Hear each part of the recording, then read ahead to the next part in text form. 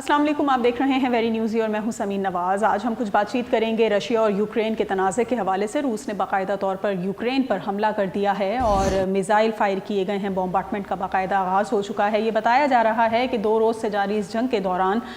متعدد افراد کی اموات بھی واقع ہو چکی ہیں۔ عام شہری بھی اس حملے کی زد میں آ رہے ہیں۔ بہت سے ایسے شہری ہیں جنہوں نے بنکرز میں پناہ لی ہوئی ہے اور بہت سے ایسے مقامات ہیں جہاں پر روسی افواج نے یوکرین کے جو اہم حصے ہیں ان پر قبضہ کر لیا ہے، ان کے فوجیوں کو یرغمال بنا لیا ہے۔ ایک دوسرے کی افواج کو مارنے کا سلسلہ جاری ہے۔ یوکرین یہ پوری کوشش کر رہا ہے کہ زیادہ سے زیادہ اپنا دفاع مضبوط بنایا جا سکے اور یوکرین نے اس حوالے سے مغربی ممالک سے بھی مدد طلب کی ہے، جبکہ یورپی یونین سمیت مختلف ممالک نے یوکرین کو فوجی امداد کی بھی یقین دہانی کروائی ہے۔ دوسری جانب رشیا کی اگر ہم بات کریں تو روسی صدر ولادیمیر پوٹن نے واضح طور پر یہ کہا ہے کہ مغربی ممالک کو رشیا اور یوکرین کے معاملے میں کسی قسم کا کوئی کردار ادا کرنے کی ضرورت نہیں ہے، اور واضح طور پر باور کرا دیا گیا ہے کہ اگر کہیں سے کوئی انٹرپشن کسی طرح کی دیکھی گئی تو روس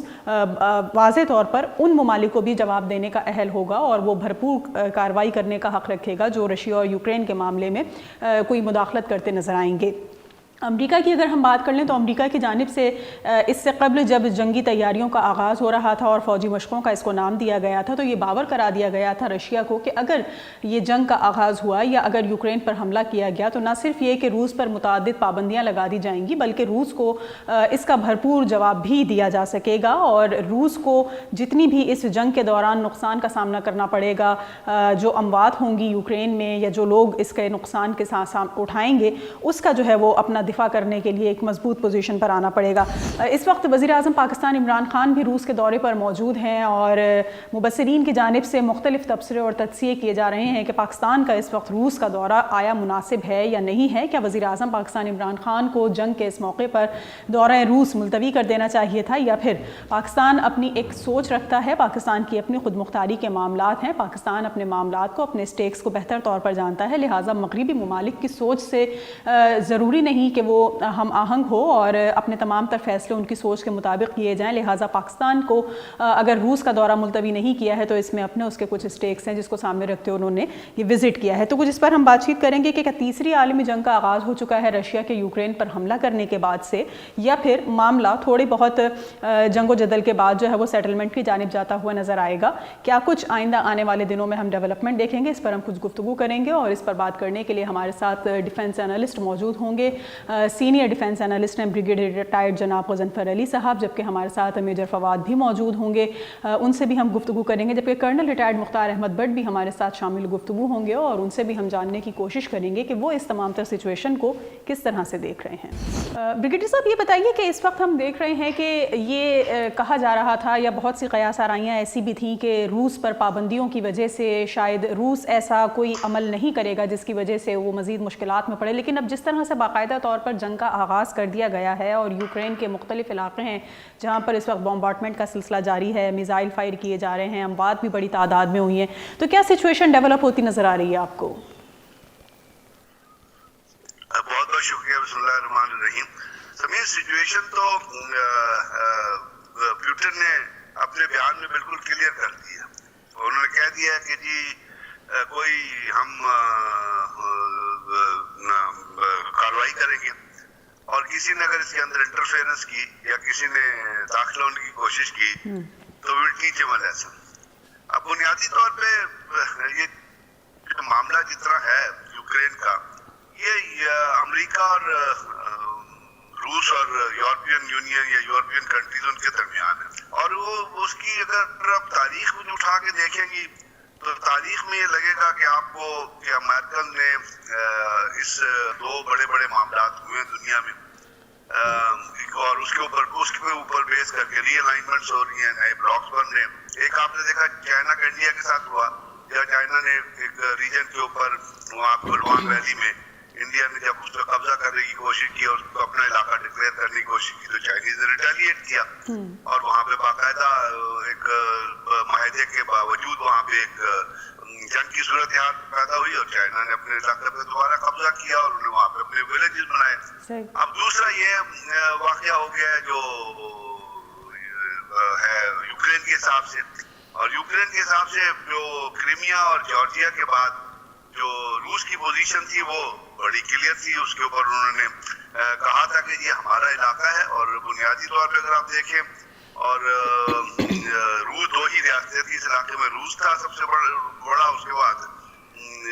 यूक्रेन है, और यूक्रेन में भी लोग डिवाइडेड हैं, यानी सॉल्वेट रीजन के लोग हैं, लेकिन आपने देखा होगा कि ईस्ट यूक्रेन में जो है लोग जो है वो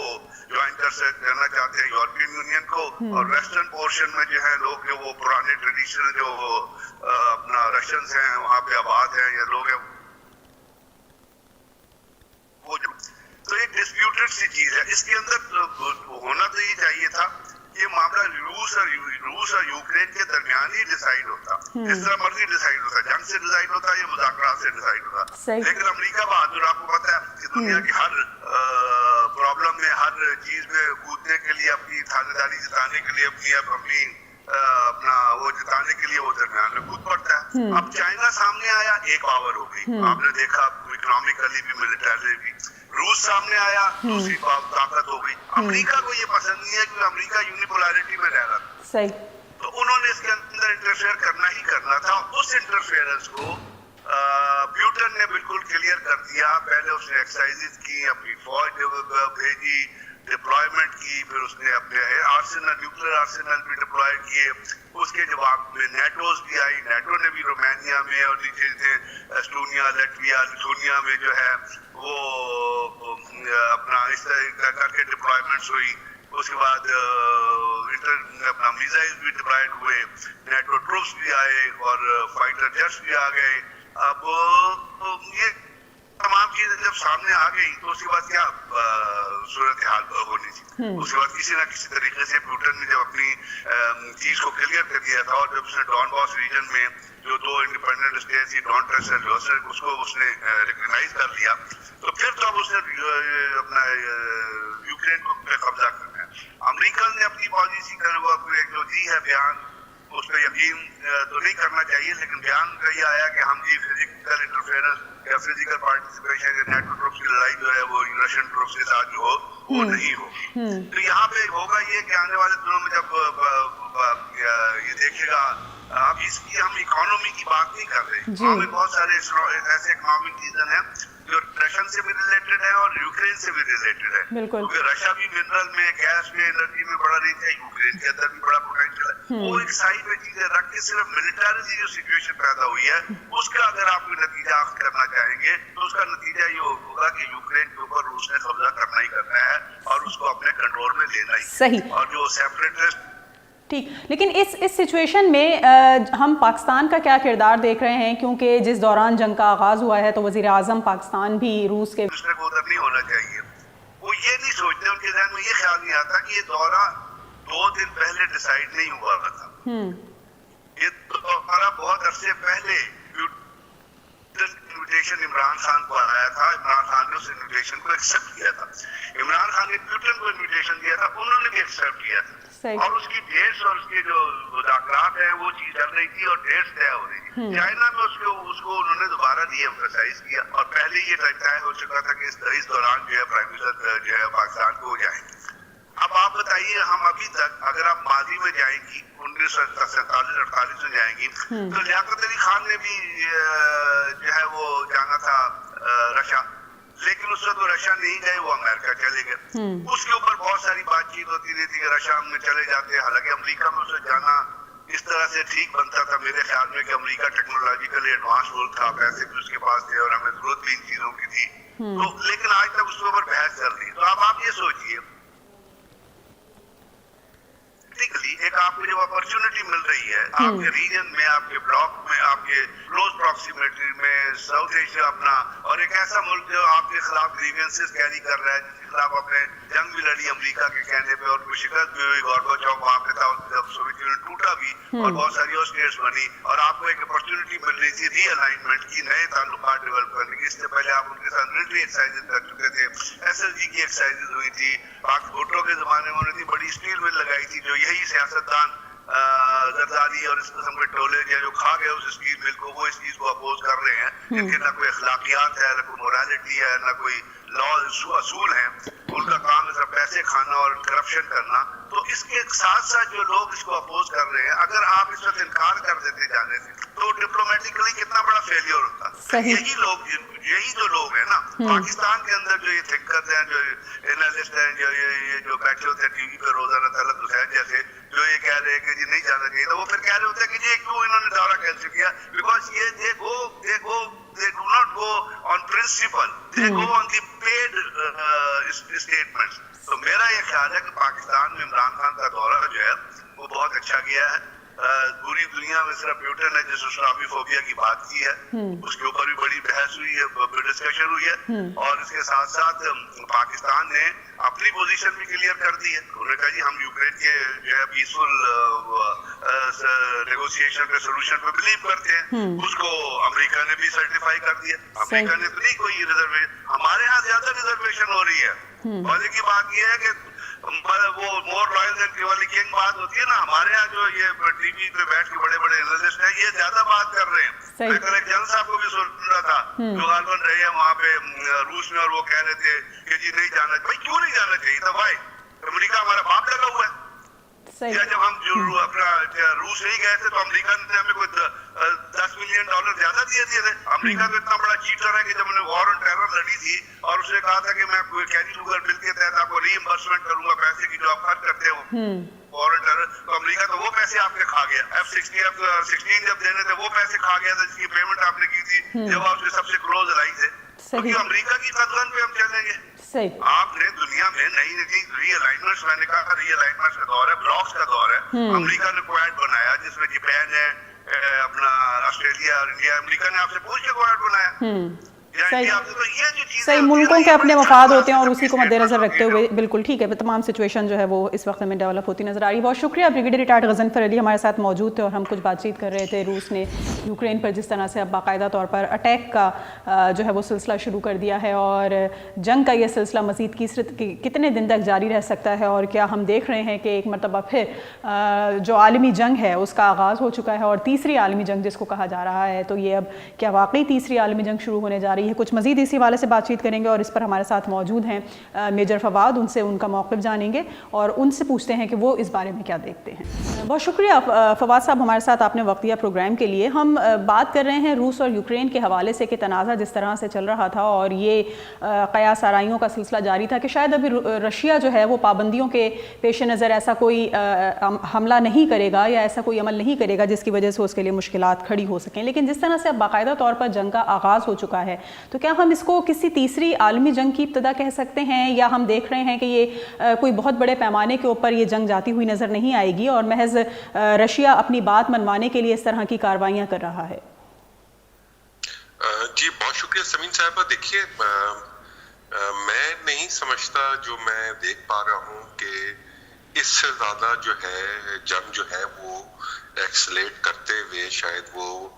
वर्ल्ड फोरम पे पहुंचेगी, ये नहीं होगा। शायद ये जो रशिया ने एग्रेशन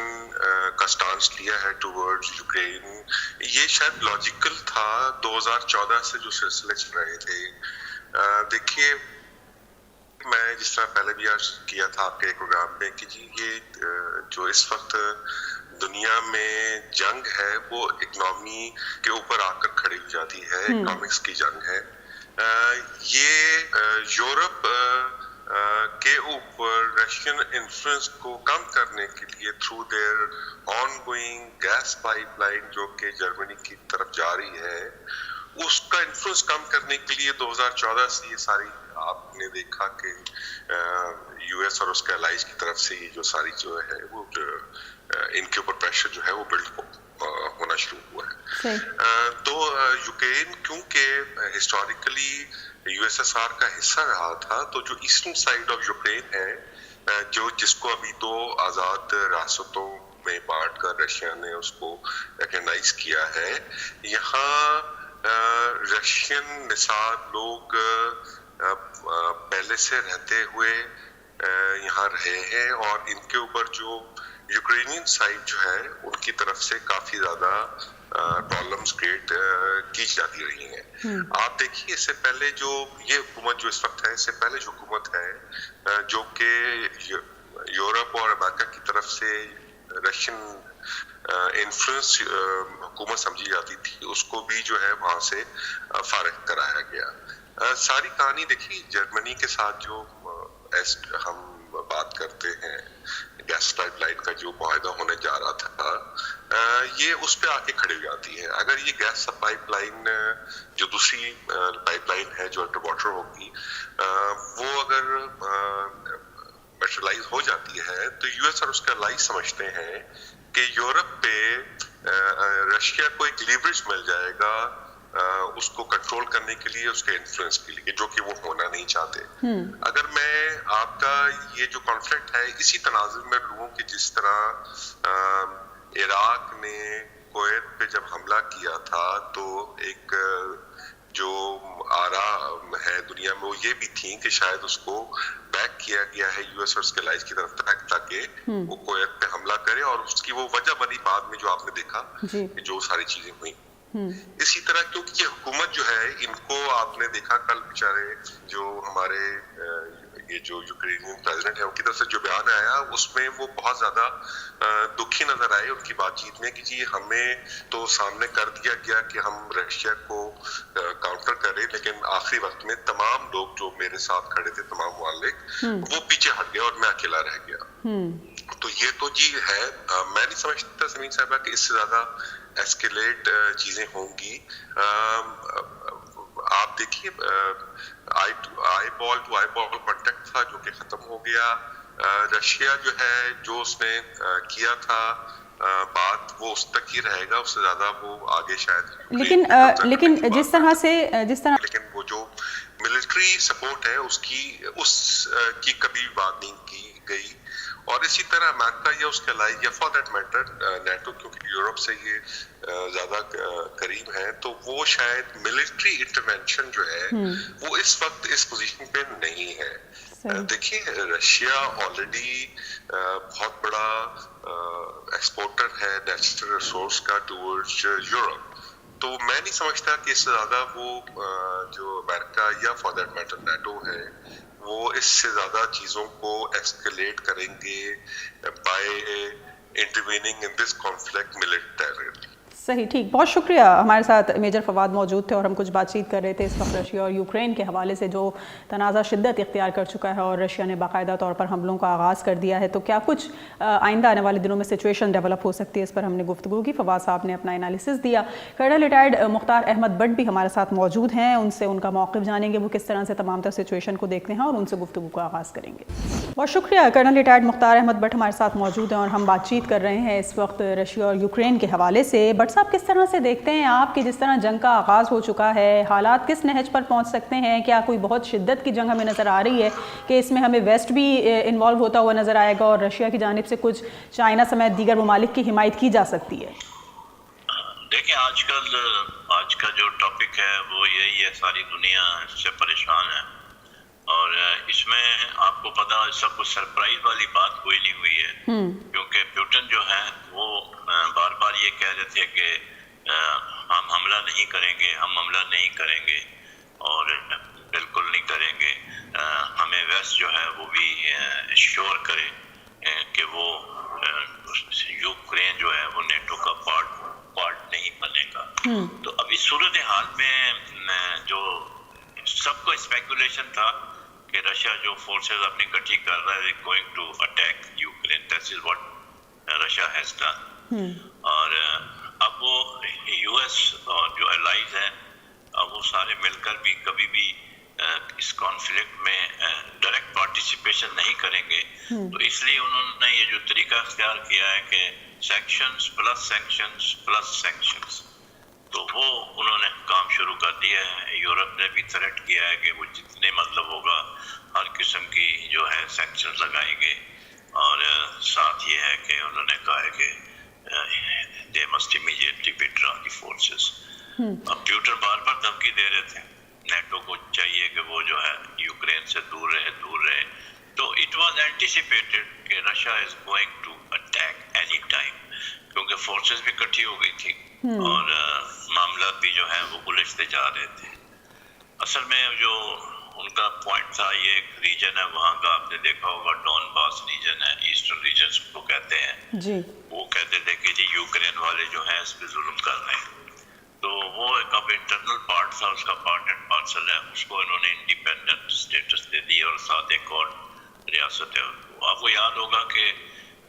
جب یو ایس آزاد کراتا تھا یونائٹڈ سوویت سوشلسٹ ریپبلک، جی جی، تو یوکرین اس کا حصہ تھا لائک سینٹرل ایشین اسٹیٹس اور اس طرح کی۔ تو یہ جب وہ بریک اپ ہو گیا تو وہ اس نے جو اس وقت پالیسی اصل تھے انہوں نے یہ کہا تھا کہ اسٹیٹ کی اپنی مرضی نہیں کرنا چاہیے تھا، اور ویسٹ کو بھی چاہیے تھا کہ وہ بجائے یہ کہ جو بائیڈن ہر دوسرے دن آ کے تھریٹ کر دیتے، تو ان کو بھی اپنا ڈپلومیسی سے کام لینا چاہیے تھا۔ تو بہت ہے پارٹ، اور یہ جو اپنا باقی جو دنیا ہے وہ واچ کر رہی ہے، یورپ جو ہے۔ لیکن بٹ صاحب جس طرح ہم نے بات کی کہ جس وقت فوجی مشقوں کا اس کو نام دیا جا رہا تھا، جو تمام تر تیاریاں چل رہی تھیں سرحدوں کے اوپر، اور جتنے بھی ویسٹرن کنٹریز ہیں، بالخصوص اگر ہم امریکہ کی ہی اگر بات کر لیں تو بھرپور یوکرین کی حمایت کا جو ہے وہ ان کی جانب سے اشارہ دیا جا رہا تھا، یہاں تک کہ جو ملٹری فورسز ہیں اس کی بھی سپورٹ کے بارے میں یوکرین کو یقین دلایا گیا کہ ہماری فورسز آپ کے ساتھ موجود ہوں گی۔ کیا اس وقت سچویشن کچھ تبدیل ہو چکی ہے؟ کیونکہ ایسا لگ رہا ہے کہ اب جس طرح سے یوکرین کے وزیر اعظم کا ایک اسٹیٹمنٹ آیا، جی وہ آپ کا کہنا صحیح ہے کہ جو بائیڈن نے بڑا اوپن تھریٹ کیا تھا، کیونکہ وہ فورس بھی ہیں، سارا ویسٹ اس کے ساتھ ہے، یورپ اس کے ساتھ ہے، لیکن یہ ہے کہ آئی ڈونٹ تھنک جو ویسٹ جو ہے یا یو ایس جو ہے وہ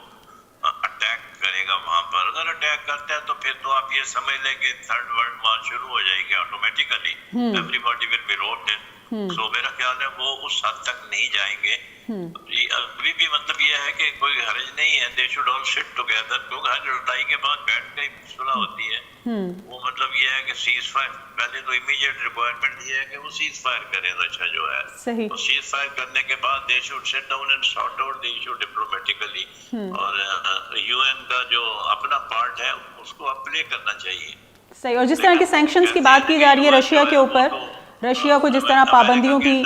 جی وہ جو چاہتا ہے وہ کراتا ہے۔ صحیح، تو کیا پابندیاں رشیا کو سیز فائر کی جانب لا سکیں گی کہ جس طرح اس پہ پابندیاں لگانے کی بات کی جا رہی ہے اور بہت ساری پابندیاں عائد بھی کر دی گئی ہیں؟ پابندیاں تو مزید اور آئیں گی ان کے اوپر، انہوں نے ان کے اسیٹس بھی کنفسکیٹ کر لی ہیں کچھ، تو یہ سلسلہ تو جاری رہے گا، لیکن اب اس میں جو بیسٹ آپشن ہے وہ یہ ہے کہ جنگ بندی کریں اور روس فوجی جو ہے وہ وہاں سے باہر نکلے، ورنہ یہ جنگ جو ہے یہ پھیل سکتی ہے، کیونکہ تھوڑا تھوڑا کر کے نہ پھر بھی یہ معاملہ جو ہے وہ پھر ایک بڑی طول اختیار کر سکتا ہے۔ کنفیگریشن میں آ جاتا ہے۔ صحیح، بہت شکریہ۔ کرتے ہیں کہ یہ good sense will prevail on both the countries,